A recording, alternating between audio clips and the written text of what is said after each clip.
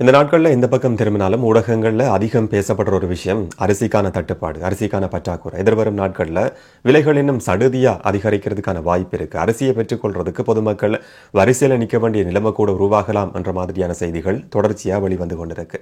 அப்போ பொதுமக்களுக்கும் ஒரு பயம் ஏற்பட்டிருக்கு. ஏற்கனவே நாங்கள் பெட்ரோலையும் பால்மாவையும் பெற்றுக்கொள்றதுக்கு வரிசையில் நின்ற மாதிரி இந்த ஆட்சி காலகட்டத்தில் அரிசியை பெற்றுக்கொள்றதுக்கும் வரிசையில் நிற்க போகிறோமா, சோறுக்கு நாங்கள் எங்கே போவோம் என்ற மாதிரியான ஒரு பயம் பொதுமக்கள் மத்தியில் இப்போ ஏற்பட்டிருக்கு. உண்மையில் இந்த அரிசி மாஃபியா என்றது நீண்ட காலமாக இலங்கையில் இருக்கக்கூடிய ஒரு மிகப்பெரிய மோசடி. அந்த அரிசி மாஃபியா எப்படி நடந்து கொண்டிருக்கு, இதை கட்டுப்படுத்துறதுக்கு அரசாங்கம் எடுத்திருக்கிற கடுமையான தீர்மானமும் நிலைப்பாடும் என்னன்றதை பற்றின பல விஷயங்களையும் இந்த காணொலியில் விளக்கமாக தெளிவாக பார்க்கலாம்.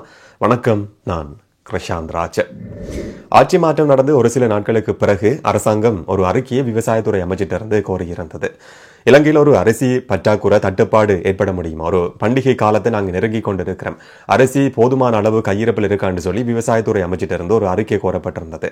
விவசாயத்துறை அமைச்சினுடைய அறிக்கையின்படி போதுமான அளவு கையிருப்பு இருக்கு, எந்த விதமான நெருக்கடியும் ஏற்படாது என்ற விஷயம் சொல்லப்படுது. இரண்டாவது அறிக்கை நுகர்வோர் விவகார அதிகார சபையிட்டிருந்து பெற்றுக் கொள்ளப்படுது. அந்த அறிக்கையின்படி எதிர்வரும் நாட்களில் இலங்கையில் ஒரு அரிசி தட்டுப்பாடு பற்றாக்குறை ஏற்படுறதுக்கான சூழல் உருவாக முடியும். இப்ப இருக்கிற கையிருப்பு போதுமானது கிடையாது என்ற விஷயம் சொல்லப்படுது. ரெண்டு அரசு நிறுவனங்களினுடைய அறிக்கைகளுக்கும் இடையில ஒரு முரண்பாடான தன்மையை அரசாங்கம் கண்டுபிடிக்குது. இதுக்கு பிறகு ரெண்டு தரப்பையும் ஜனாதிபதி அனுரகுமார் திசாநாயக்க ஜனாதிபதி செயலகத்துக்கு கூப்பிட்டு ஒரு பேச்சுவார்த்தையை சந்திப்பை நடத்தியிருந்தார். இந்த சந்திப்புல இறுதியாக எட்டப்பட்ட தீர்மானம் தான் அரிசியை இறக்குமதி செய்யறதுன்றது. எதிர்வரும் நாட்கள் உண்மையிலேயே ஒரு அரிசி பற்றாக்குறை தட்டுப்பாடு உருவாக முடியும். இதனால அரசாங்கத்தினுடைய தேசிய மக்கள் சக்தியினுடைய அரிசியை இறக்குமதி செய்யறது கிடையாதுன்ற கொள்கையையும் மீறி பொதுமக்களுக்கு ஒரு நெருக்கடியை இந்த காலகட்டத்தில் ஏற்படுத்தக்கூடாது என்றதுக்காக அரிசியை இறக்குமதி செய்யறதுக்கு அரசாங்கம் தீர்மானிச்சிருந்தது. டிசம்பர் 20ஆம் தேதி வரைக்கும் தனியார் பிரிவுகளும் அரிசி இறக்குமதி செய்ய முடியும். கிட்டத்தட்ட 50,000 மெட்ரிக் டன் அரிசி இலங்கைக்கு கொண்டு வரப்படும். சத்தோசவுக்கு 20ஆம் தேதி கிடைக்கும் என்ற விஷயத்தை ஜனாதிபதி சில நாட்களுக்கு முதல் அறிவிச்சிருந்தார். அப்ப சந்தையில இப்ப உண்மையிலேயே அரிசிக்கான தட்டுப்பாடு இருக்கா என்று கேட்டா அரிசிக்கான தட்டுப்பாடு இருக்கு, ஆனா இல்ல என்ற ஒரு பதில தான் அதுக்கு சொல்ல வேண்டி இருக்கு. இதுக்கு பின்னால ஒரு அரிசி மாஃபியா இருக்கு. அது என்னன்றதை போக போக நான் சொல்றேன். இப்ப இருக்கிற அரிசி தட்டுப்பாடு என்ற விஷயம் போலியா உருவாக்கப்பட்டது. அரிசி தட்டுப்பாடு என்று சொல்றதை விட நாளுக்கு நாள் விலைகள் வித்தியாசப்படுது. ஒவ்வொரு இடத்துக்கும் விலைகள் வித்தியாசப்பட்டு கொண்டிருக்கு. இலங்கையில மக்கள் அதிகம் வாங்குற பயன்படுத்துற அரிசி என்னன்னு சொன்னா நாட்டு அரிசி. இலங்கையில உற்பத்தி செய்யப்படுற நாட்டு அரிசியை தான் இலங்கையில் இருக்கிற பெரும்பாலான அதிகமான மக்கள் பயன்படுத்துறாங்க. இந்த நாட்டு அரிசியினுடைய விலை ஒவ்வொரு நாளும் தீர்மானிக்கப்படுது. இது தீர்மானிக்கப்படுறதுக்கு பின்னால அரிசி ஆலைகளினுடைய உரிமையாளர்கள் மாஃபியா கும்பல் இருக்கின்ற விஷயம் பல வருஷங்களா பேசப்படுது. ஆட்சி மாற்றம் நடந்து ஒவ்வொரு காலகட்டத்திலையும் இதுக்கு முற்றுப்புள்ளி வைக்கப்படும் என்று சொல்லப்பட்டாலும் அதுல கிடைக்கிற சலுகைகள் நன்மைகள் மூலமா அரசியல்வாதிகளும் அதுக்கு தீர்வு காண்றதுக்கு முன் வர்றது கிடையாது. ஆனா இந்த ஆட்சி காலகட்டத்தில் அதுக்கு முற்றுப்புள்ளி வைக்கப்படும் என்ற ஒரு நம்பிக்கை பொதுமக்களுக்கு உருவாகி இருக்கு. இந்த அரிசி மாஃபியா எப்படி நடக்குது என்றது சில நேரங்களில் பொதுமக்களுக்கு தெரிஞ்சிருக்கிறதுக்கான வாய்ப்பு கிடையாது. தெரியாதவங்களுக்காக அதையும் சுருக்கமா நம்ம பார்க்கலாம். இலங்கையில அரசு நிறுவனங்கள் இருக்கு. விவசாயிகள்கிட்ட இருந்து அரிசியை நெல்லை கொள்வனவு செய்து அரிசியாக்குறதுக்கான முழுமையான பொறிமுறையை கொண்ட ஒரு கட்டமைப்பு இருக்கு. விற்பனை செய்யறதுக்கான சதோச இருக்கு, களஞ்சியப்படுத்துறதுக்கான நெல் சந்தைப்படுத்துறதுக்கான சபை இருக்கு, களஞ்சியப்படுத்தல் வசதிகள் இருக்கு. இப்படி விவசாயிகள்கிட்ட இருந்து நெல்லை கொள்வனவு செய்து அரிசியாக்கி சந்தைக்கு விற்பனை செய்யறதுக்கான வசதிகளை கொண்ட முழுமையான கட்டமைப்பு இலங்கையினுடைய அரசாங்கத்துக்கு இருக்கு. ஆனா அந்த கட்டமைப்புன்றது கடந்த காலங்களில் வீழ்ச்சி அடைஞ்சிருக்கு. அதை திரும்பவும் மறுசீரமைக்க வேண்டியிருக்கு. அப்படி மறுசீரமைப்புக்கு உட்படுத்தினா மட்டும்தான் தனியார் அரிசி ஆலைகளினுடைய உரிமையாளர்களோட அரசாங்கத்தால போட்டி போட முடியும் என்ற விஷயத்தை அரசாங்கம் சில நாட்களுக்கு முதல்ல சொல்லி இருந்தது. இங்கதான் தனியார் அரிசி ஆலைகளினுடைய உரிமையாளர்கள் வராங்க. குறிப்பிட்டு சொல்றதா இருந்தா புலனறுவையை சேர்ந்த பிரபல வர்த்தகர் டட்லி சிறிசேன, முன்னாள் ஜனாதிபதி மைத்ரிபால சிறிசேனவினுடைய சகோதரர், அவர் உட்பட கிட்டத்தட்ட ஒரு 5-6 அரிசி ஆலைகளினுடைய உரிமையாளர்கள் இருக்கிறாங்க. இவங்க தான் அரிசி மாஃபியாவுக்கு பின்னால் இருக்கிற ஒரு கும்பல் என்று சொல்லி தொடர்ச்சியா குற்றம் சாட்டப்படுது. இவங்க என்ன செய்வாங்கன்னு சொன்னா விவசாயிகள்கிட்ட இருந்து நெல்லை குறைவான விலைக்கு கொள்வனவு செய்து தங்களுடைய வசதிகளை, தொழிற்சாலை வசதிகளை பயன்படுத்தி கொண்டு அதை அரிசியாக்கி சந்தைக்கு விநியோகிப்பாங்க. இந்த மாதிரியான ஒரு 5-6 அரிசி ஆலைகளினுடைய உரிமையாளர்களுக்கு சந்தைக்கு எவ்வளவு அரிசி விநியோகிக்கப்படுது என்றது தெரியும். அடுத்த மாதம் எவ்வளவு கையிருப்பு இருக்கும் என்றதும் தெரியும். அடுத்த மாதத்தில் எவ்வளவு சந்தைக்கு நாங்கள் விநியோகிக்கணும் என்றதும் தெரியும். அப்ப அதை கட்டுப்படுத்தினா அரிசிக்கான தட்டுப்பாடு செயற்கையா உருவாக்கப்படும், ஒரு பிளாக் மார்க்கெட் உருவாகும். அப்ப அரிசிக்கான விலைன்றது சடுதியா உயர்வடையும். தங்கள்கிட்ட இருக்கிற கையிருப்புகளை பயன்படுத்தி கொண்டு அந்த விலை அதிகரிப்பு மூலமா நன்மையை பெற்றுக்கொள்ளலாம் என்ற செயற்பாட்டை இந்த அரிசி மாஃபியா கும்பல் நீண்ட காலமாவே முன்னெடுத்து வருது. இதுல பாதிக்கப்படுறது பொதுமக்கள். குறிப்பா அரசாங்கம், ஜனாதிபதி சொல்லியிருக்கிற விஷயம் என்னன்னு சொன்னா, பெருந்தெருக்களுக்கு அடுத்ததா அரசாங்கம் செலவு செய்யற அதிகமான தொகைன்னு சொன்னா நீர்ப்பாசனத்துக்கு, விவசாயத்துறைக்கு அதிகமான பணம், பொதுமக்களினுடைய வரிப்பணம் செலவு செய்யப்படுது. இதை தவிர விவசாயிகளுக்கு உரமானியம் கொடுக்கப்படுது, கடன் வசதிகள் ஏற்படுத்தி கொடுக்கப்படுது. ஆனா பொதுமக்கள், விவசாயிகளுக்கும் நன்மை கிடையாது, அரிசியை வாங்குற சாதாரண பொதுமக்களுக்கும் நன்மை கிடையாது, அரசாங்கத்துக்கும் ஒரு நற்பெயர் கிடையாது. இடையில இருக்கக்கூடிய அரிசி ஆலைகளினுடைய உரிமையாளர்கள் இதன் மூலமா டபுள் மடங்கு லாபத்தை பெற்றுக்கொள்றாங்க. கொள்ளை லாபம் என்று சொல்லப்படுற லாபத்தை பெற்றுக்கொள்ற ஒரு செயற்பாடு நீண்ட காலமா முன்னெடுக்கப்பட்டு வருது. இந்த அரிசி ஆலைகளினுடைய உரிமையாளர்களோட ஆலைகளுக்குள்ள லொரிகளை கொண்டு போறதுக்கு கூட சில வர்த்தக உரிமையாளர்களுக்கு அனுமதி கிடையாது. வெளியில கொண்டு போய் லொரியை நிப்பாட்டினதும் அங்க அரிசி ஆலைக்குள்ள இருந்து வர்ற சில சாரதிகள் அந்த லொரியை உள்ள கொண்டு போய் வெளியில கொண்டு வந்து கொடுப்பாங்களாம். அரிசி ஆலைக்குள்ள இருக்கிற கையிருப்பு எவ்வளவுன்னு சொல்லி சில வர்த்தகர்களுக்கு கூட தெரியாது. இந்த மாதிரி தான் இந்த மாஃபியா கும்பலினுடைய செயற்பாடு முன்னெடுக்கப்படுதுன்னு சொல்லி ஒரு ஊடக நண்பர் சொல்லியிருந்தார். இந்த அரிசி மாஃபியான்றது திட்டமிட்டு செய்யப்படுற ஒரு மிகப்பெரிய மோசடி. பொதுமக்களினுடைய வரிப்பணமும் இதன் மூலமா வீண்விரயம் செய்யப்படுது. நேற்று பொதுமக்களோட வரிப்பணம் வீண்விரயம் செய்யப்படுறது சம்பந்தமா ஒரு காணொலியை போட்டிருந்த நேரம் ஒரு நண்பர் கமெண்ட் பண்ணியிருந்தார், யாருமே அந்த அளவுக்கு வரிகள் கட்டுறது கிடையாதுன்னு சொல்லி. பொதுமக்களினுடைய வரிப்பணம்ன்றது நேரடியா செலுத்துற வரிகள் மட்டும் கிடையாது. நாங்க கடையில போய் ஒரு பொருளை வாங்குறோம்னு சொன்னா அதுக்கும் மறைமுகமான வரியை நாங்கள் செலுத்தி கொண்டுதான் இருக்கிறோம். அப்ப அரசாங்கத்துக்கு கிடைக்கிற வருமானம்ன்றதுல பொதுமக்களினுடைய வரிப்பணம் பெருமளவுல தங்கி இருக்கு.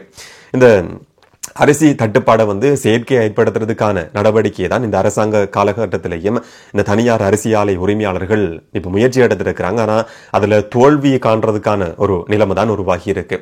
இதுல சிறு மற்றும் நடுத்தர அரிசி ஆலை உரிமையாளர்கள் என்று சொல்லப்படுற ஒரு தரப்பு இருக்கிறாங்க. இதை தவிர பாரிய அரிசி ஆலைகளினுடைய உரிமையாளர்கள் என்று சொல்லப்படுற இன்னும் ஒரு தரப்பு இருக்கிறாங்க. இப்ப முதலாவது தரப்பு முன்வைக்கிற குற்றச்சாட்டு என்னன்னு சொன்னா, அரசாங்கம் அரிசியை இறக்குமதி செய்யறதுக்கு தாமதமாகி இருக்கு. ஒரு மாதத்துக்கு முதல்லயே இந்த நடவடிக்கை முன்னெடுக்கப்பட்டிருக்குமா இருந்தா இந்த மாதிரியான ஒரு நெருக்கடியான சூழல் உருவாகி இருக்காது. இப்ப ஏற்பட்டிருக்கிற இந்த தட்டுப்பாடு பற்றாக்குறைன்ற நிலைமையை பயன்படுத்தி கொண்டு ஏற்கனவே களஞ்சியப்படுத்தி வச்சிருக்கிற வர்த்தகர்கள் இருக்கிறாங்க. இப்போ ஒரு வர்த்தக நடவடிக்கை முன்னெடுக்கப்படுதுன்னு சொன்னா அது முடியும் வரைக்கும், பொருட்கள் கடைசி கட்டம் முடியும் வரைக்கும் யாருமே விற்பனை செய்யறது கிடையாது. களஞ்சிய சாலைகள்ல எப்படியுமே இருக்கும். அதை பயன்படுத்துறதுக்கு சில வர்த்தக உரிமையாளர்கள் முயற்சி எடுத்துக் கொண்டிருக்கிறாங்க. அரிசி ஆலைகளினுடைய உரிமையாளர்கள் பதுக்கி வச்சிருந்த, ரகசியமா வச்சிருந்த அரிசிகளை சந்தைக்கு விநியோகிக்கிறதுக்கான ஒரு வாய்ப்பாகவும் இது அமைஞ்சிருக்கின்ற குற்றச்சாட்டு முன்வைக்கப்படுது. இப்ப அரிசி ஆலைகளினுடைய உரிமையாளர்கள் சொல்ற ஒரு விஷயம் என்னன்னு சொன்னா, அரிசிக்கான நிர்ணய விலை, கட்டுப்பாட்டு விலைன்னு சொல்லி அரசாங்கம் அறிமுகப்படுத்தி இருக்கு. இது நடைமுறை சாத்தியம் இல்லாத ஒரு விஷயம். சூப்பர் மார்க்கெட்லையும் சத்தோசையிலையும் மட்டும்தான் இந்த மாதிரியான நிர்ணய விலையில அரிசியை பெற்றுக்கொள்ள முடியும். இப்ப அரிசிக்கான ஒரு தட்டுப்பாடு ஏற்படும் போது சத்தோசையிலையும் சூப்பர் மார்க்கெட்லையும் அரிசியை வாங்கவே முடியாது. என்னன்னு சொன்னா, இந்த அரிசி ஆலைகள்ல இருந்து, மில்ல இருந்து இந்த பெரிய பெரிய சூப்பர் மார்க்கெட்டுக்கும் சதோசவுக்கும் விற்பனை செய்யப்படாது. மற்ற வர்த்தக நிலையங்களுக்கு அது கொடுக்கப்படும். கருப்பு சந்தையா அது உருவாகும். அப்ப ஒவ்வொரு நாளும் விலைகள் மாற்றமடையும். அதிகமான விலைக்கு பொதுமக்கள் அரிசியை சாதாரண மற்ற கடைகளில் வாங்க வேண்டிய ஒரு சூழல் உருவாகும். இதுதான் இப்பவும் உருவாகி இருக்கு. அரிசிக்கான தட்டுப்பாடு இருக்கு, ஆனா இல்லைன்னு சொல்றதுக்கான காரணம் கூட இதுதான். அரிசி ஆலைகளினுடைய உரிமையாளர்கள் சொல்ற விஷயம் என்னன்னு சொன்னா, இந்த கட்டுப்பாட்டு விலை, நிர்ணய விலைன்னு சொல்லி 220 ரூபாய் நாட்டு அரிசிக்கு நிர்ணயிக்கப்பட்டிருக்கு.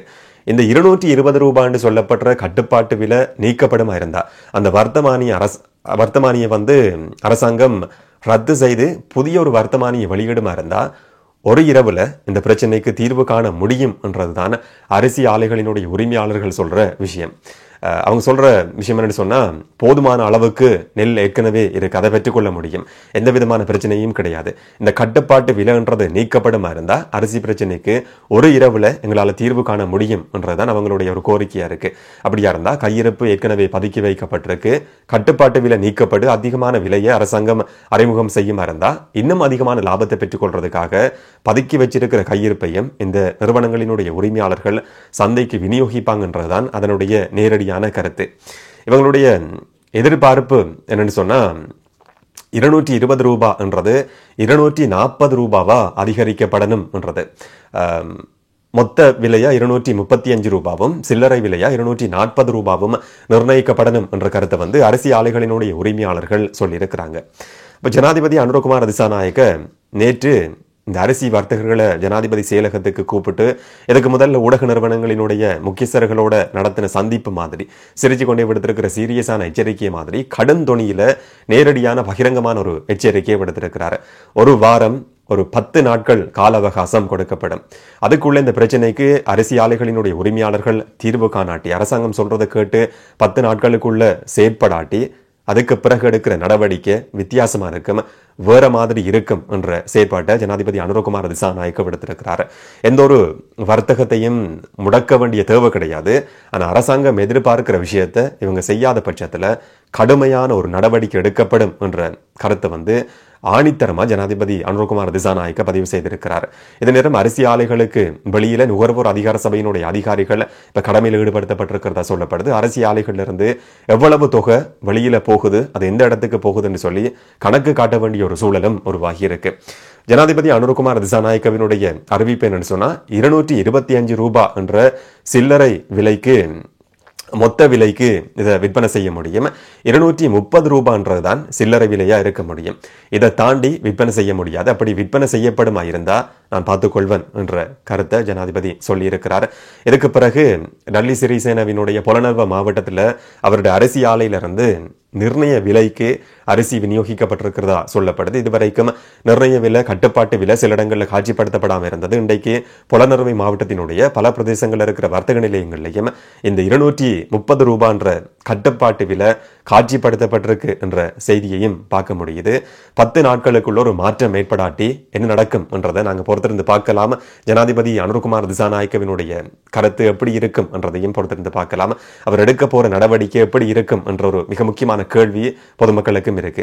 என்னன்னு சொன்னா இந்த அரிசி மாஃபியான்றது கட்டுப்படுத்தப்பட வேண்டிய ஒரு விஷயம். காலமா பேசப்பட்டாலும் எந்த ஒரு ஆட்சி காலகட்டத்திலையும் அதுக்கு முற்றுப்புள்ளி வைக்க முடியாத நிலைமை தான் தொடர்ந்து கொண்டிருக்கு. இந்த காலகட்டத்திலேயாவது அதுக்கு முற்றுப்புள்ளி வைக்க வேண்டியது கட்டாயமானது. என்ன நடக்கும் என்றதை பொறுத்திருந்து பார்க்கலாம். இதை பற்றி உங்களுடைய கருத்து என்னன்றதை கமெண்ட்ல பதிவு செய்யுங்க. இன்னும் ஒரு காணொலியில் இன்னும் ஒரு தகவலோட சந்திக்கலாம். வணக்கம்.